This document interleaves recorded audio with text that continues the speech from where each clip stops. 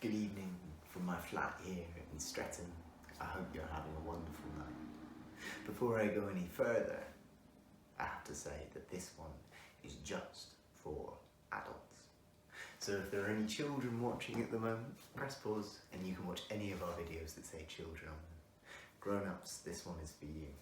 It contains swearing and scenes of a sexual nature and me doing a terribly good Scottish accent. It's a story that is set in Scotland, based on an old Scottish folk character called Thomas the Rhymer, all about him getting whisked off to Elfland. It's only the beginning of that story, and I have, sort of as you should, done my own spin on it. It's written in first person, so I've not gone mad, and I do know I don't normally sound this Scottish, but this is sort of me attempting to do something that vaguely resembles acting. No, my acting may not be very good, but I hope the story is. So, I'll start.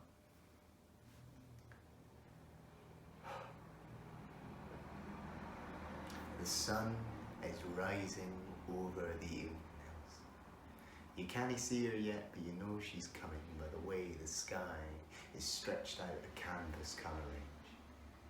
A pink band is straddling the horizon, and purple is pushing darkness back into retreat.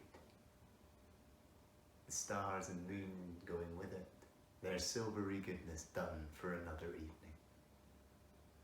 And then, over hilltops which were cleft in three by a giant sword, the first thin rays, and they grow to golden bands that kiss my cheeks rosy and pink and put a warmth in my soul.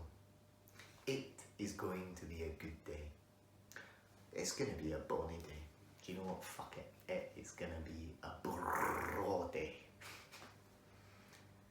What's somebody doing out wandering the hills first in the morning, you might ask? I've just met a lassie. Oh, she's special, like. She's amazing. I couldn't exactly stay at her brother's overnight in the barn. If we got caught, we'd both be in lots of trouble. So I slipped out first thing, and as I left, we kissed. And it was the kind of kiss that makes you just want to stop. I wanted to swim in that kiss. I wanted to build a house in that kiss. To raise a family with her in that house, in that kiss, while swimming. Come to think of it, poetry is very pretentious, isn't it? And I'm not very good at it. And it makes me sound like a loon. I am a bit of a loon, I guess. I suppose a wandering tale teller who moves hither and thither with a family of friends was hardly going to be normal, were they? My name? Oh, I could tell you, but it wouldn't matter. People tell me they're going to just call me what they think suits them. They call me Harper, Teller, Rhymer sometimes. I like those ones. Dickhead, arsehole. Get off the stage, mate, you're shite. I'm not so fond of those, they hurt my feelings. The sun's rising now, getting full in the sky, and she's radiating radiance. And I can just not stop thinking about this girl. Elspeth is her name. I know we've only spent one night together, but I think I might be in love with her. You can keep that secret, right? Oh, she's just something else. And she's quick, and she's smart, and she's funny, and she's rude too. She could make a drunken mariner blush. Some of the stuff she says is dark, man. Only, I can't stay. How can I? It'd be no life. Me with the sheep and the lambs, nah. Because people often ask me, right, they say, you are a storyteller, a songwriter and a poet. Do you have any real skills? To which I reply, I am a storyteller, a singer and a poet. So no, I haven't got any real skills. And I'm so close now. You see, I've been a moth to fame's flame for so long, but recently it hasn't burned so much to touch. And if I stay with her, my life's work, poof, gone. Oh, and I'm shite at making decisions. Sod this for a laugh, I think. You see, I've got a bottle of burn-based bliss. I can't go back to my lodgings just yet, and I've got nowhere to be. I've got my heart with me too, and I decide I'm gonna settle down underneath the eelwood tree. Oh, it's a fine tree, aye. Big tree. Old, I reckon. Maybe been here 6, even 7 years. I don't know.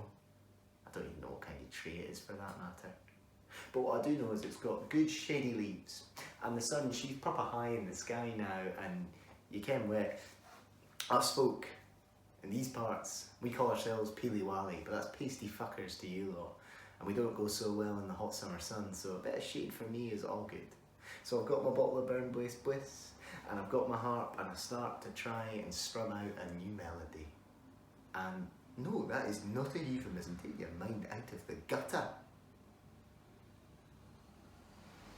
I'm trying to find the words that help me describe just how I'm feeling.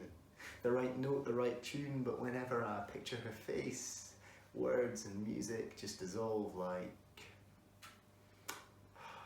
honey in... Oh, you can see my fucking point. Sod this for a laugh. You know what? I'm gonna go for a nap. So I hunker myself down, I snuggle in, and it is a spectacular nap. Oh, it's the kind of nap you dream in, and then you dream of all day until your head hits the pillow again. That kind of a nap. And when I awake, I must have been asleep for quite some time because the sun is setting now.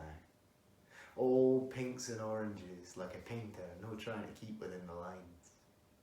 And I can see green rolling hills like waves, only instead of white foam they're crested by treetops. People argue over whether west or east is best, but you know what? I say the borders are nae bad like. And then I see something I'm no expecting. I can hear it at first, bells. Bells on the wind, but there's nobody about for miles.